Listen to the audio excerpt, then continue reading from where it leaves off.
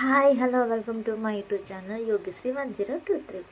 ఈరోజు వినాయక చవితి కదా, నేను అందుకే వినాయక చవితి ప్రసాదంగా నూక ప్రసాదం తయారు చేద్దాం అనుకుంటున్నా. ఫుడ్ కలర్ అది నేను యూస్ చేయను. సో చూడండి ఎలా వస్తుందో, మీరు కూడా ట్రై చేయండి.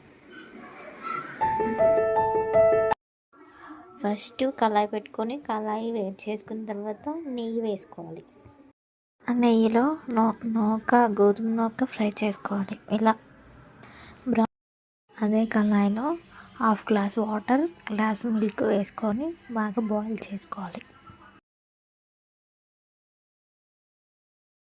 చూసారా, మిల్క్ బాగా బాయిల్ అయ్యింది కదా.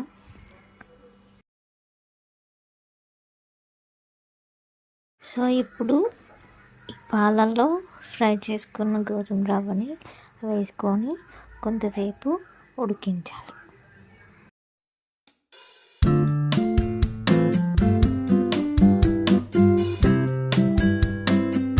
వాళ్ళు ఉడికిన దాంట్లో అదే గ్లాస్తో షుగర్ తీసుకోవాలి.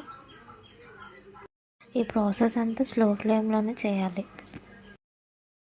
ఇందులో డ్రై ఫ్రూట్స్ అండ్ యాలకులు పౌడర్ వేసుకుంటే ఇంకా టేస్ట్ ఉంటుంది. బట్ మా దగ్గర లేవు, అవి ఆప్షనల్. వేసుకుంటే వేసుకోవాలి, లేదంటే లేదు.